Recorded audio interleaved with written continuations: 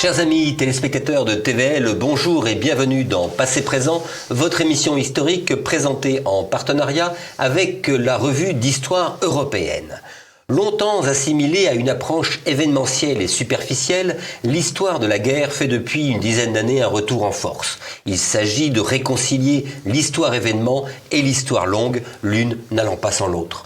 Les batailles font partie de la mémoire collective des peuples et comme l'écrit notre invité, c'est une évidence, elles ne laissent pas le même souvenir selon que vous serez vainqueur ou vaincu, selon l'évolution de la guerre et son dénouement, selon le temps écoulé aussi.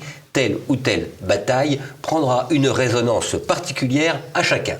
Et notre invité, c'est Laurent Chang, et nous allons aborder avec lui la place de la bataille, des batailles dans l'histoire. Laurent Chang, bonjour. Bonjour. Vous êtes journaliste, écrivain, vous avez fondé les éditions Le Polémarque, spécialisées dans la littérature militaire, et vous avez publié, entre autres, un remarqué von Rundstedt chez Perrin en 2020, et également un opuscule sur Charles le Téméraire en 2022 chez Infolio, et vous étiez venu nous en parler il y a quelques semaines. Et vous tenez aussi, depuis plus de 10 ans, la rubrique Champ de bataille chez notre confrère et ami Élément. Alors, depuis plus de 10 ans, ça veut dire que le sujet est pratiquement inépuisable. Ah oui, oui, là je dois arriver à ma 55e chronique, peut-être. J'ai déjà des sujets pour la 100e. Oui. Là, donc pour les 10 prochaines années, vous êtes oui, là, tranquille. je suis tranquille. Ça veut dire et en plus vous cantonnez aux batailles européennes. Oui. Donc est-ce que ça veut dire que l'Europe est un vrai champ de bataille, donc ça on le sait, mais est-ce que c'est le plus grand champ de bataille du monde, si je peux dire ? J'en suis absolument convaincu. Il peut que ailleurs sur Terre vous ayez eu effectivement des terres, des provinces, des royaumes où ça s'est bien battu, mais ça n'a certainement pas laissé le même souvenir. Il suffit de regarder, périodiquement vous avez des sites anglo-saxons qui font cela. Ils éditent des cartes sur lesquelles ils pointent les emplacements de bataille à toutes les époques, d'accord, depuis l'Antiquité jusqu'à aujourd'hui. L'Europe est constellée de points lumineux comme si elle était photographiée depuis un satellite de nuit. C'est le seul espace immergé sur Terre à avoir à ce point-là été un lieu de concentration de bataille. Donc oui, je suis absolument convaincu. Que ce soit la petite bataille qui a duré une journée entre 500 bonshommes ou de la bataille monstre de plusieurs mois, comme Verdun, comme Kursk, comme l'opération Bagration. Oui, bien sûr. Et alors, dans cette Europe, on va prendre l'Europe, donc on va y inclure l'Angleterre, et l'Irlande, on va aller jusqu'à l'Oural. Absolument. Quels sont les grands champs de bataille ? Est-ce qu'il y a des constantes géographiques récurrentes ? On le constate effectivement, vous avez les zones de frontières. Chez nous, ce qu'on appelle aujourd'hui, on ne dit même plus le Nord, on dit les Hauts-de-France, mais les frontières avec la Belgique, Luxembourg et l'Allemagne sont vraiment des zones où on s'est beaucoup battu, et pas seulement d'ailleurs depuis le 19e siècle.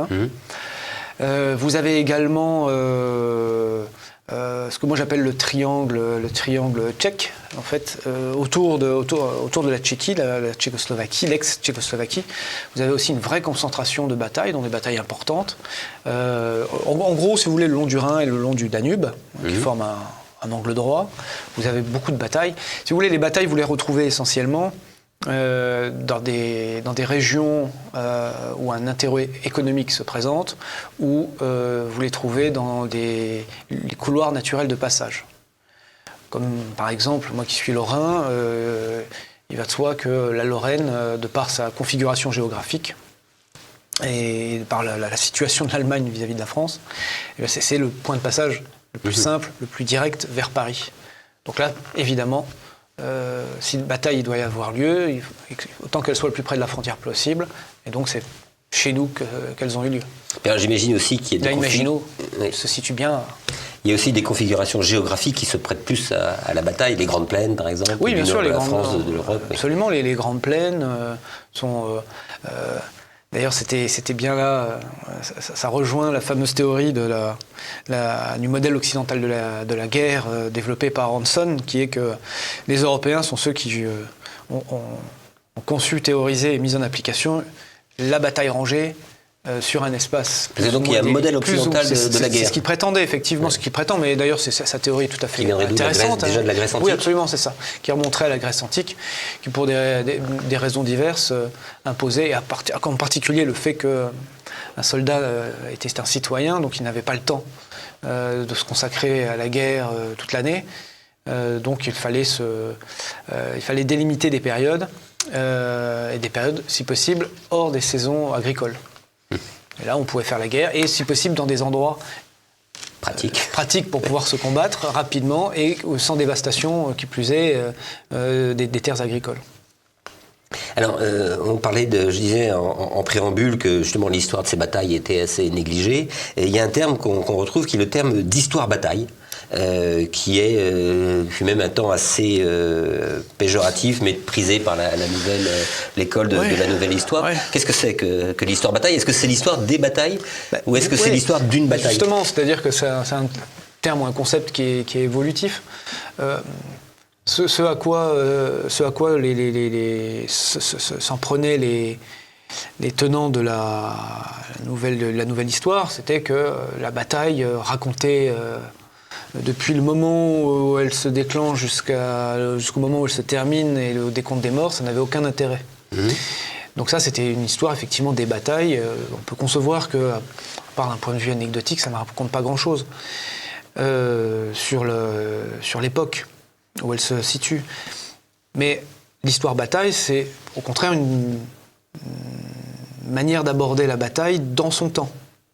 Oui. Sous plusieurs aspects, sous l'aspect bien sûr donc militaire, mais aussi l'aspect financier, l'aspect culturel, l'aspect géographique, l'aspect, quand je disais militaire, ça peut être aussi bien comment recruter les hommes, comment on les armait, comment on les entraînait, qui était leur chef, quelles étaient les doctrines en vigueur à l'époque. On ne fait pas la guerre sous Louis XIV comme on la fera sous le Directoire.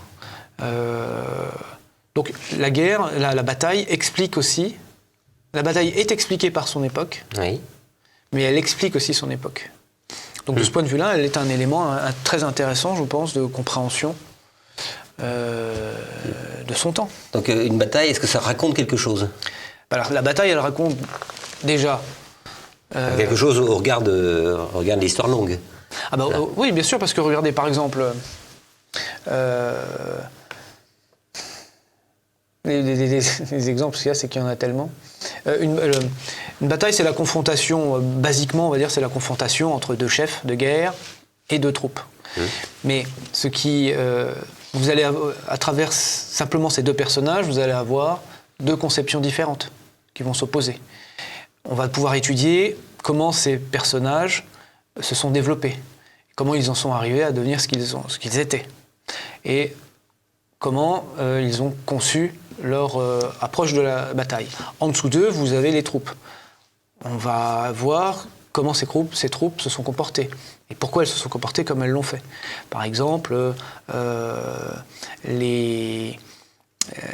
avait évoqué lors d'une précédente venue les confrontations entre les Bourguignons et les Suisses. Vous aviez d'un côté des troupes stipendiées, très entraînées, mais qui n'avaient pas d'initiative et qui n'obéissaient qu'aux ordres de leur duc. En face, vous avez au contraire des citoyens, donc des hommes qui ne font la guerre ils la font par plaisir d'ailleurs, mais qui la font pour s'enrichir, et pour se défendre, et qui, pour beaucoup d'entre eux, n'ont pas de tactique, oui, mais ont une rage de vaincre terrible.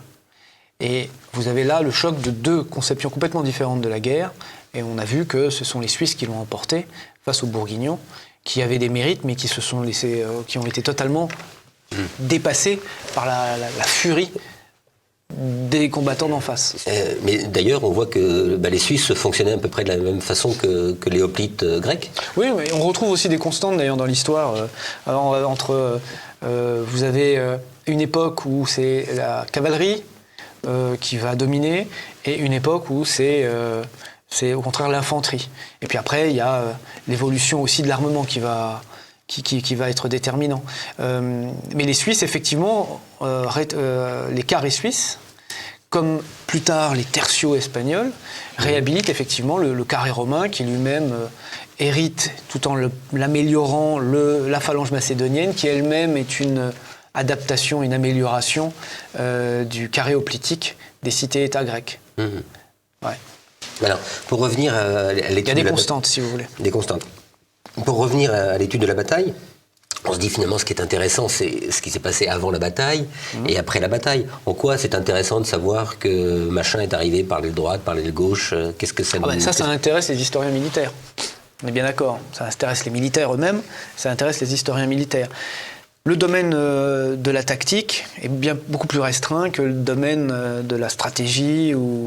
Alors, les domaines opératiques et tactiques, on est d'accord que ça intéresse les passionnés, comme votre serviteur, ou les militaires, qui effectivement ont envie de comprendre tirer des enseignements. Voilà, comment un tel a pu l'emporter sur tel autre. D'accord ?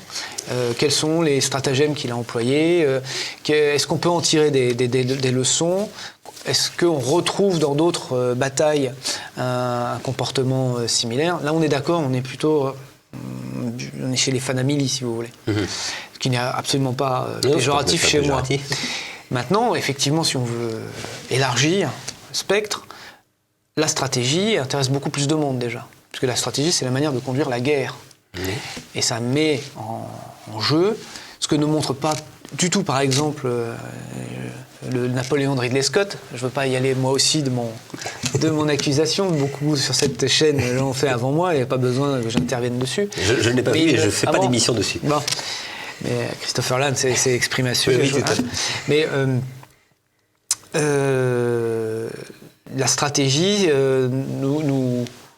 là, on est au-delà de la bataille parce que la bataille n'est qu'une des conséquences des visées politiques d'un État et de la confrontation des ambitions contraires des États entre eux. Comme disait Clausewitz, quand il dit que la guerre, c'est la continuation de la politique par d'autres moyens, ce qui ne veut pas dire d'ailleurs que le politique doit s'effacer devant le militaire, loin de là. Là, effectivement, ça intéresse tous les historiens, parce qu'on est beaucoup plus dans la politique que dans le militaire. Et en même temps, et on revient à ce que je disais tout à l'heure, cela fait entrer aussi en ligne de compte les capacités économiques du pays, le niveau, on va dire, intellectuel des hommes, les relations qu'entretient un pays avec ses fournisseurs, etc. Et puis ses propres ambitions, c'est-à-dire que jusqu'où il est prêt à aller pour obtenir ce qu'il désire. Oui, donc une bataille, voilà, c'est aussi une histoire des mentalités d'une époque. Complètement. Bataille, c'est un instantané, finalement, de deux armées et donc de deux pays, ou plus quand il y a des coalitions. Exemple typique, la bataille de Jena-Auerstedt en 1806, qu'on ne connaît pas forcément très bien, mais qui est une victoire importante, écrasante de Napoléon sur la Prusse, qui va être déterminante. Première chose, Jena-Auerstedt, très intéressant, c'est deux batailles en une. Les Prussiens vont se prendre une véritable déculottée. Les Prussiens vont arriver à la bataille, un peu comme ils sont arrivés à Valmy d'ailleurs, avec des armées organisées à l'ancienne, c'est-à-dire comme un demi-siècle plus tôt, Frédéric II, Frédéric le Grand les organisait. Mais les généraux prussiens de 1806 ne voient pas que en face d'eux, l'ennemi a changé. L'ennemi, c'est l'ennemi révolutionnaire, c'est l'ennemi napoléonien, c'est une armée de masse, c'est une armée qui se soulève au nom de la patrie, d'accord, et d'idéaux, quoi qu'on en pense par ailleurs.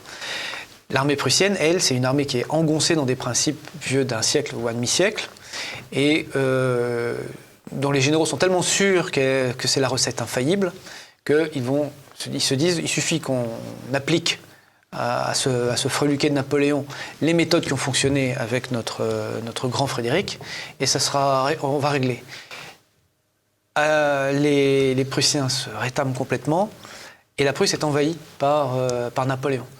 Et là, c'est la fin, alors ce sera aussi d'ailleurs la fin du Saint-Empire romain germanique, mais ça va être une douche froide pour les Prussiens. Ils vont s'apercevoir qu'il faut tout reconstruire, y compris d'abord militairement.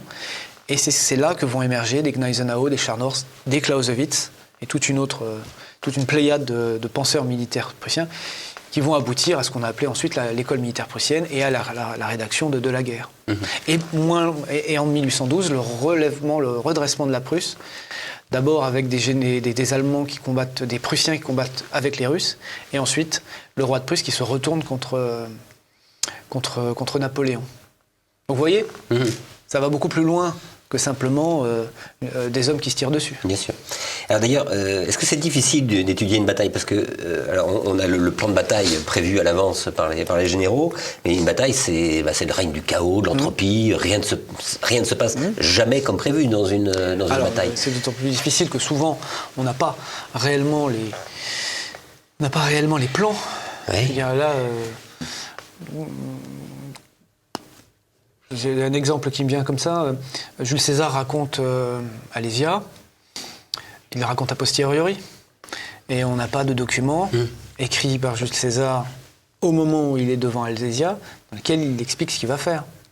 Donc, souvent, on est obligé de croire, en tout cas de s'en remettre aux témoignages a posteriori. Donc, et bien sûr, il n'empêche que, parfois, c'est là qu'est notre travail de critique, d'historien. On prend jusqu'à un certain point ce qu'on nous donne, et par ailleurs, on a quand même on voit quand même la bataille comme elle s'est déroulée. Donc, on sait tout de même d'abord comment elle a été gagnée, comment elle a été perdue, et quels moyens ont employé les chefs des deux côtés. Donc, on est quand même relativement bien servi. Bataille de Fontenoy, par exemple, Maurice de Saxe a écrit a posteriori sur le sujet. On a beaucoup de témoignages de part et d'autre. On sait que ce qu'il dit était crédible. Donc, chacun d'exercer son esprit critique ensuite. Il y a une chose moi, qui m'a toujours frappé, même lorsque je lis vos chroniques ou lorsque l'on lit des livres sur des batailles, et surtout avec les schémas où on voit représenter les régiments, les bataillons avec des petits carrés, avec des symboles suivant l'arme qu'ils représentent. Tout ça, c'est très désincarné. Oui. Et je dirais, je vais employer un terme un peu à la mode, quid du facteur humain. C'est-à-dire que la guerre, comme je disais, c'est le chaos, mais c'est aussi la peur. C'est le courage, bien évidemment, qui motive. C'est ça aussi qui fait le succès d'une bataille. C'est pas forcément des petits carrés qu'on bien sûr, mais il faut bien qu'on schématise ensuite, ou même avant d'ailleurs, quand on veut préparer. Quand les Américains préparent le débarquement, enfin les Alliés, préparent le débarquement de Normandie, pour représenter les centaines de milliers d'hommes qu'ils ont sous la main, il faut bien qu'ils utilisent des pions. Les Allemands vont faire la même chose, bataille des Ardennes, enfin toutes les époques, tout le monde. On fait tous, même sur le bac à sable encore aujourd'hui, c'est tout à fait ça. Maintenant, effectivement, si on fait un zoom avant, de manière cinématographique, les pions vont se transformer effectivement en unités. Et là, bien évidemment, c'est là qu'on entre. Clausewitz parle beaucoup de ce facteur-là. Il explique que le moral est la psychologie, le moral est un des piliers à la guerre. Mais Charles Ardant du Pic, son fameux livre sur le traité d'études sur le combat, c'est ça. C'est sa volonté. Lui qui avait étudié en école les guerres du passé, pour s'être battu, il a vu les deux aspects. Il a vu l'aspect théorique, il a vu l'aspect pratique, concret. Il a su ce que c'était que de se faire dessus, que d'avoir peur, que d'avoir mal, que de voir des hommes autour de lui mourir, etc. etc. Et il a vu que c'était le chaos en réalité. Que Clausewitz aussi explique très bien d'ailleurs. Et Clausewitz explique que ce qu'il y a de plus difficile chez le chef de guerre, c'est de réussir à garder son sang-froid, de réussir à maîtriser ses troupes et maîtriser sa compréhension de ce qui se passe sur le champ de bataille au moment où, la bataille se déroule. Et Ardant du Picq écrit un très très beau texte justement sur tous ces aspects qui interviennennent et qui peuvent complètement faire changer le cours d'une bataille. On a des exemples de batailles, par exemple, où un des belligérants supérieur en nombre, en équipement, peut craquer complètement parce que tout d'un coup, il y a un phénomène de peur collective qui... Parce qu'il y a un courage, le courage, il est collectif sur une bataille. Le courage, il est entretenu aussi par les voisins. Le courage, il est aussi entretenu par le fait c'est pas le mec tout seul qui parle, c'est il y a les copains à côté. Le courage, il est aussi entretenu par le fait qu'on ne veut pas être démérité vis-à-vis de ses camarades, qu'on veut aussi montrer l'exemple. Mais quand ça crasse, ça craque. Donc est-ce qu'on a des exemples de batailles comme ça où finalement c'est la peur qui a fait gagner le camp d'en face? J'en ai pas qui me viennent à l'esprit. J'ai des batailles où il est clair que la peur a déterminé le sort de la bataille, mais ça ne voulait pas dire que, par exemple, à Sedan, en mai 40, c'est à la fois le matraquage de l'aviation allemande sur les troupes françaises qui sont sur la Meuse, mais aussi les rumeurs, l'accumulation de rumeurs qui vont faire que les Français vont finir par se débander. Néanmoins, ils ont combattu. On ne pourra pas leur retirer ça. Je n'ai pas d'exemple, si vous voulez, d'une armée qui se soit véritablement délitée. Même au Moyen-Âge on entend souvent le terme, effectivement, l'armée se débande. En tous les cas, je n'ai jamais, dans mes chroniques d'éléments, je n'ai jamais écrit une chronique sur une bataille une non-bataille, finalement. Voilà un défi. Oui.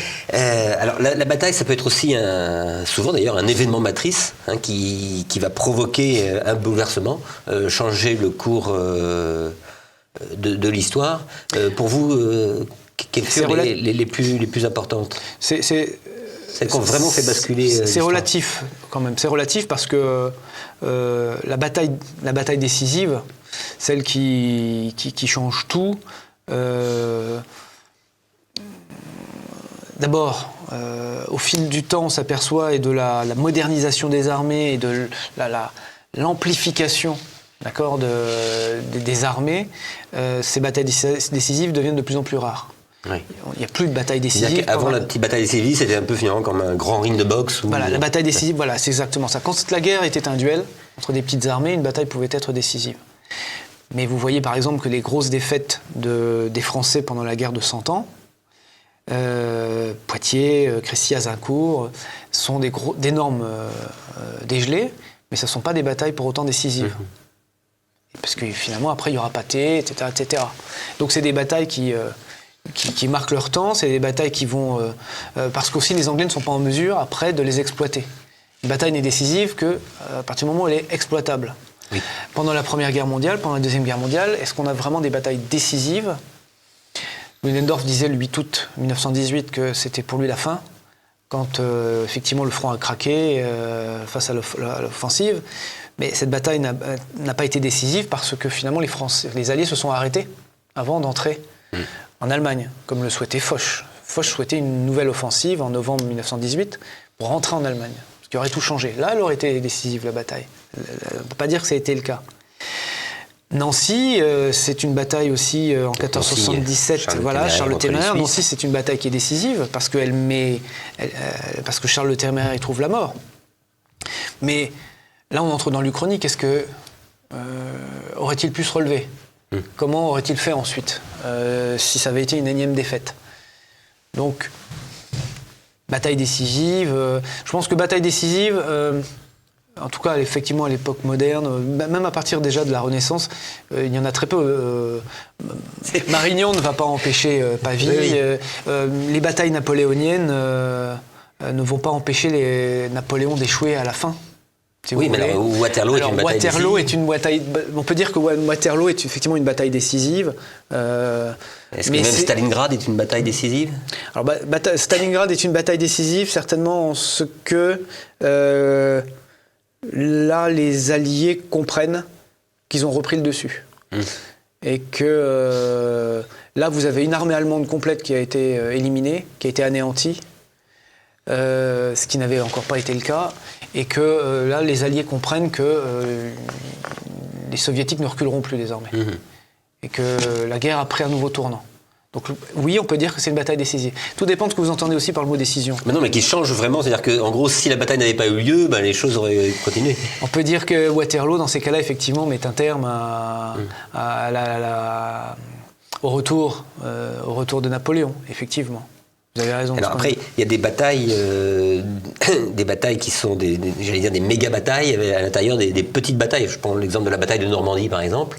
Oui. Après le débarquement, elle n'est faite que de petites batailles. Oui, mais parce que là aussi, justement, on entre vraiment dans l'ère du gigantisme avec le XXe siècle. Bataille de la Marne, bataille de la Somme, plus loin, donc bataille de Normandie, sur le front de l'Est. Alors là, c'est gigantesque. C'est la taille de pays, si vous voulez, que les opérations se déroulent. Donc là, effectivement, ça ne peut pas être une seule grande bataille. Mais vous avez une myriade, d'autant plus que ce sont des batailles qui se déroulent sur des semaines, voire des mois. Donc, la bataille de Verdun, octobre 1916, vous avez plein de petites batailles à l'intérieur de la bataille. Normandie, bien évidemment, c'est pareil. La prise de Caen, vous avez Falaise, vous avez aussi, ne serait-ce que la prise des plages. Par plage, par bled, il y a des plages, bien entendu. Oui. Plus vous avez d'hommes, de toute façon, à commander, plus vous avez d'hommes à diriger, et plus vous devez scinder. Les combats, vous compartimentez le combat, même si l'objectif reste le même, c'est quand même bien de vaincre, de repousser l'ennemi, et là, dans ce cas présent, de s'implanter sur le territoire français. Alors, à contrario, est-ce qu'il y a des batailles historiquement neutres, mais qui restent dans les mémoires? Quand je dis historiquement neutres, c'est-à-dire peu décisives finalement. Des morts pour rien, presque. Moi, j'en vois pas. À brûle pour point, je n'en identifie pas. Je n'ai pas le souvenir, en tous les cas, d'en avoir traité. Des batailles qui n'aient pas été suffisantes. Oui, des batailles qui aient été presque des victoires à la Pyrrhus. On en a beaucoup. Chez moi, en Lorraine, la guerre de 1870, la guerre franco-prussienne, on fournit une bonne série d'exemples.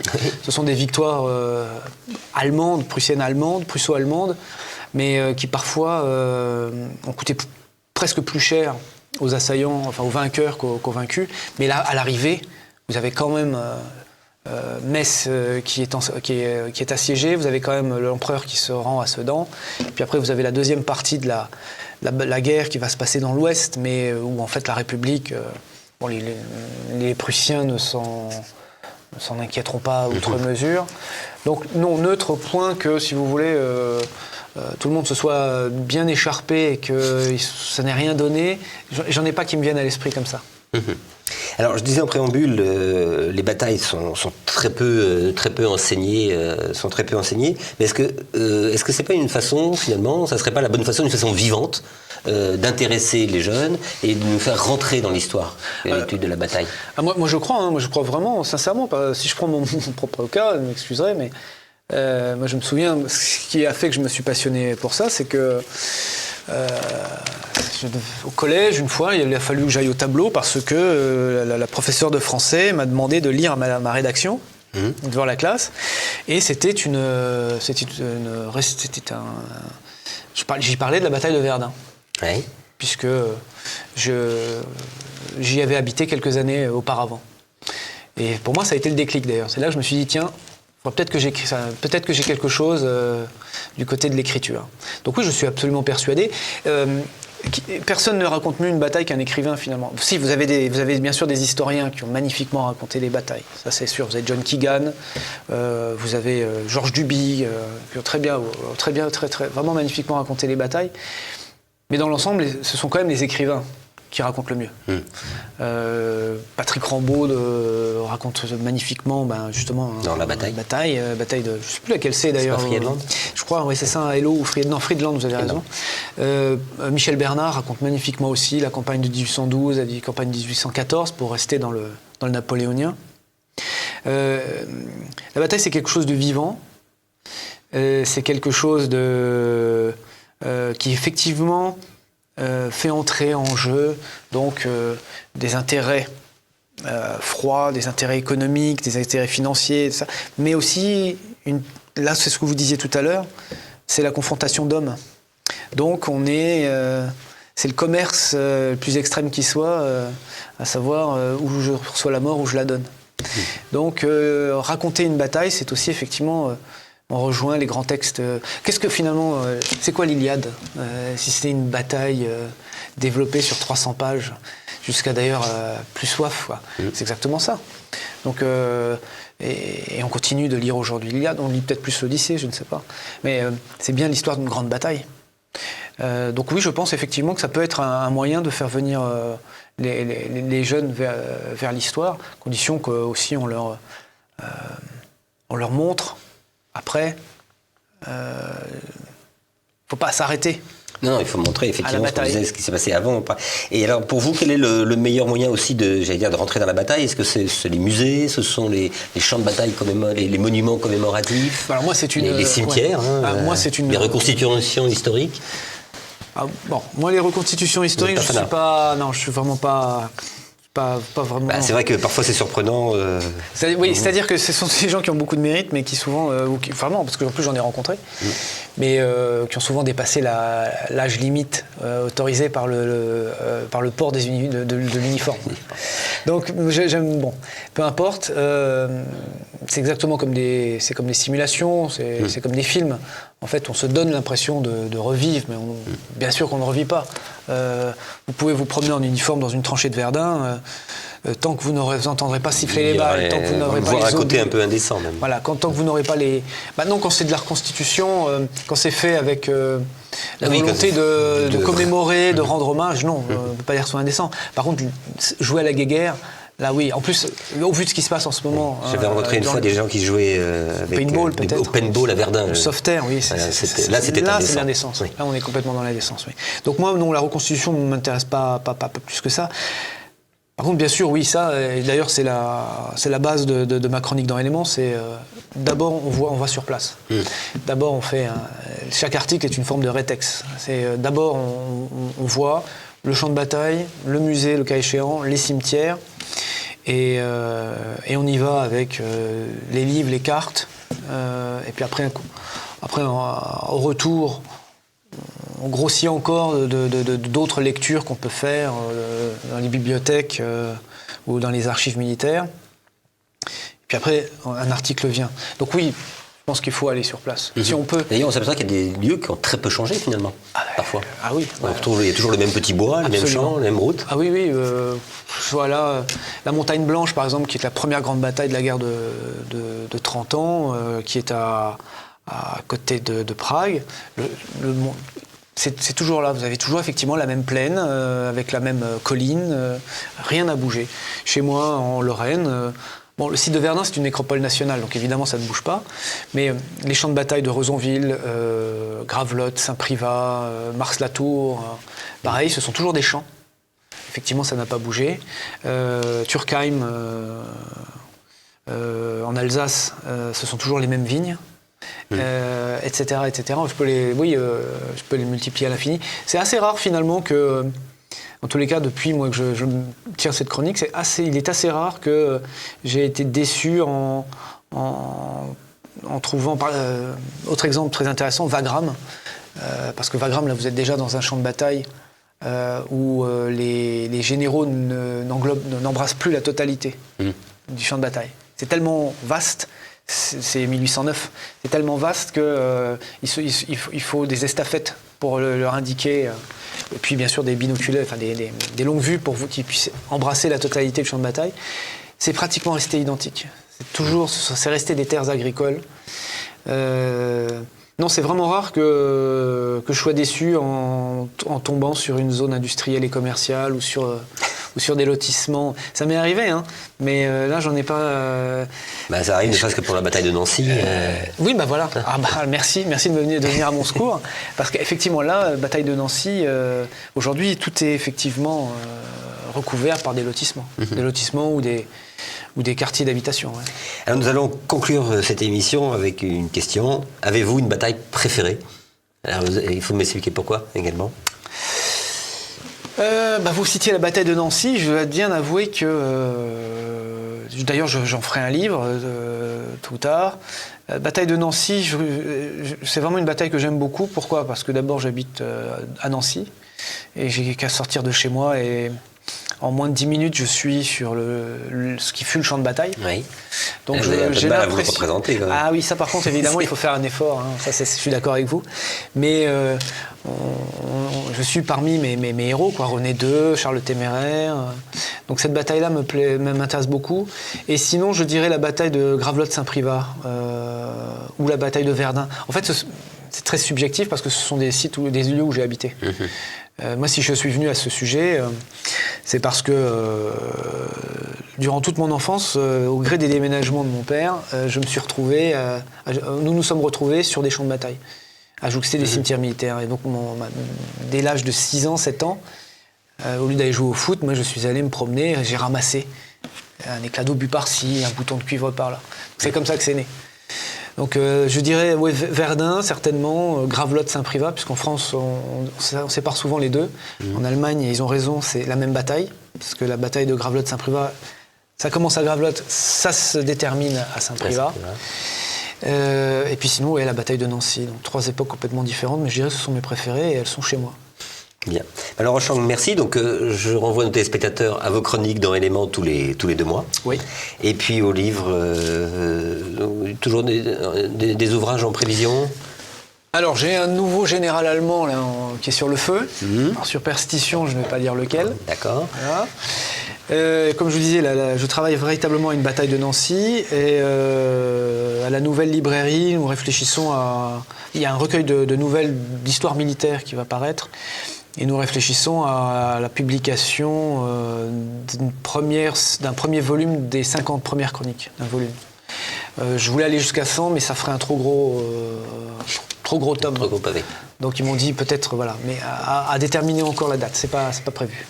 Bien, eh bien écoutez, merci infiniment. Je vous en prie. Vous allez retrouver maintenant Christopher Lann et la petite histoire, peut-être une bataille. Et puis n'oubliez pas de cliquer sur le pouce levé sous la vidéo et de vous abonner à notre chaîne YouTube. Merci et à bientôt.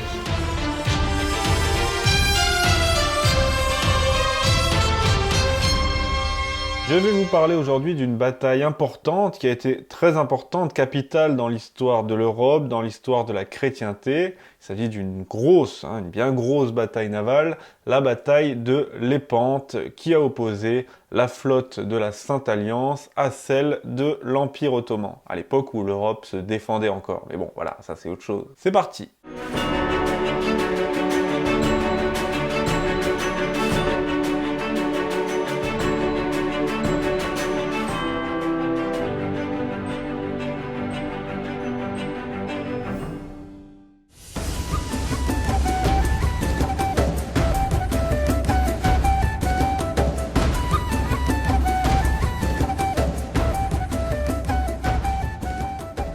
Comme d'habitude, commençons évidemment par le contexte qui a amené à cette bataille. Parce que la bataille de Lépante engage la 4e guerre vénéto-ottomane entre la République de Venise et l'Empire turc ottoman. C'est une bataille pour le contrôle de la Méditerranée orientale, puisque, après la prise de Constantinople par les Turcs, Venise, la République de Venise, était la seule grande puissance chrétienne qui régnait encore dans cette région. La République de Venise comptait alors un certain nombre de places fortes, de comptoirs commerciaux, mais cette puissance commençait à être affaiblie par l'expansion ottomane. Parlons justement de l'Empire ottoman. L'Empire ottoman est gonflé à bloc à l'époque, puisqu'il est encore sous le coup de sa victoire à Djerba contre la flotte catholique en 1560. Le prochain objectif des Ottomans dans leur conquête de la Méditerranée, c'est Chypre, et c'est pourquoi dès 1570, l'Empire turc se lance à la conquête de cette île. La capitale Nicosie est rapidement prise, mais une place forte résiste jusqu'en 1571,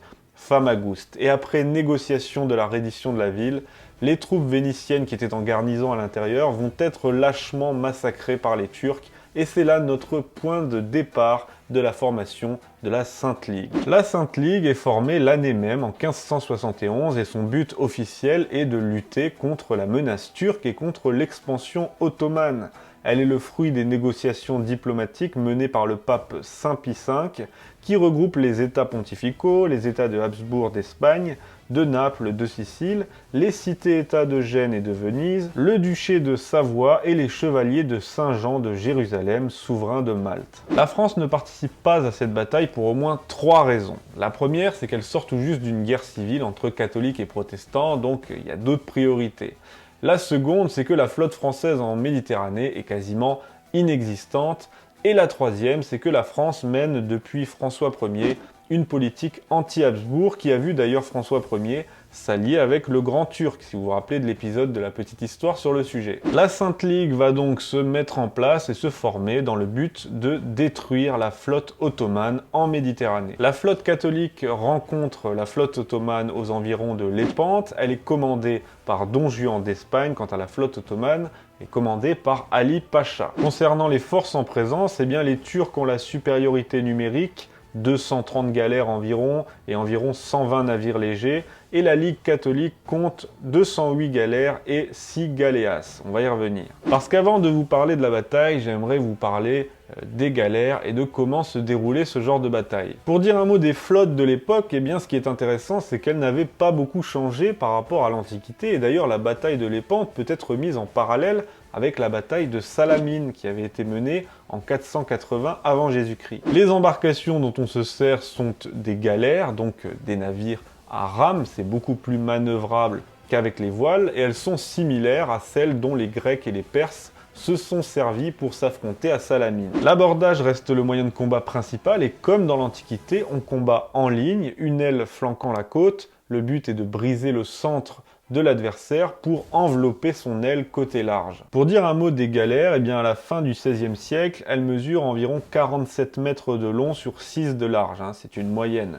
Elles comprennent 250 hommes de chiourme, c'est-à-dire les rameurs, 120 matelots et environ 50 soldats. Elle dispose d'entre 3 et 5 canons de proue tirant de chasse, c'est-à-dire vers l'avant. Alors la vie à bord d'une galère est épouvantable, du fait de l'exiguïté des lieux, le chiourme dort, mange et même défèque sur son banc, et c'est dire à l'époque, on disait qu'on sentait une galère arriver avant de la voir. Mais ça, cette anecdote, c'est cadeau ça. Je vous ai parlé tout à l'heure de la galéas. La galéas, c'est un navire plus gros que la galère, donc il est moins manœuvrable, mais il compense sa faible manœuvrabilité par une puissance de feu extraordinaire pour l'époque, car il a également des canons de proue comme les galères, sauf que lui, il en a 8, mais il a également des pièces latérales, qui est une innovation majeure pour l'époque. La galéas est plus haute qu'une galère ordinaire, ce qui la rend plus difficile à aborder et plus efficace dans les abordages. À Lépante, la flotte catholique compte 6 galéas, et ça va jouer un rôle décisif dans la bataille. D'ailleurs, on va parler de la bataille tout de suite. Cette bataille va durer 5 heures. Côté flotte catholique, eh bien, on a mis les galères en ligne et les 6 galéas en avant. Et les Turcs, qui sont en supériorité numérique, je le rappelle, vont s'évertuer durant toute la bataille à essayer de contourner ces galéas. Sans succès, elles vont leur infliger des dégâts considérables. Les 6 galéas vénitiennes vont détruire près de 70 galères turques. Les Turcs, qui sont de très bons marins, se sont très bien battus malgré tout, et d'ailleurs on peut mettre à leur tableau d'honneur la capture de la galère des chevaliers de l'ordre de Malte. À 15 h, les chrétiens sont victorieux et Ali Pacha, commandant de la flotte turque, est mort. Il y a plusieurs facteurs qui expliquent cette victoire catholique sur les Turcs alors qu'ils étaient en infériorité numérique. On peut citer les galéas, je vous l'ai dit, qui ont eu un rôle décisif, la dotation en artillerie qui est supérieure côté catholique, l'équipement individuel qui est aussi supérieur du côté de la Sainte Ligue, et enfin la supériorité des fantassins espagnols qui ont été décisifs dans les abordages. Au final, c'est une victoire écrasante pour les catholiques qui n'auront eu à déplorer que 8000 morts contre 30 000 côté turc. Un témoin oculaire de l'époque dira « La mer était entièrement couverte non seulement de mâts, de vergues, de rames brisées, mais aussi d'innombrables cadavres qui rendaient l'eau rouge comme du sang. » Pour prévenir la reconstitution d'une flotte ottomane, tous les marins turcs capturés ont été exécutés. Sans amalgame, mais Voilà. C'est une victoire pour les catholiques, je l'ai dit, une victoire écrasante même, mais son succès reste limité. D'ailleurs, Chypre va rester aux mains des Turcs. Néanmoins, eh bien, ça va marquer un coup d'arrêt décisif à l'expansion ottomane en Méditerranée. Voilà, j'espère avoir résumé et bien résumé cette bataille de Lépante, qui a été une bataille décisive et importante dans l'histoire de l'Europe et de la chrétienté. Là, je vous parle d'une époque où l'Europe se défendait encore, hein. Non, on peut en parler, il ne nous reste plus que ça. Merci de m'avoir écouté, si ça vous a plu, le partage, le pouce bleu comme d'habitude, et je vous dis à bientôt pour un nouvel épisode sur TV Liberté.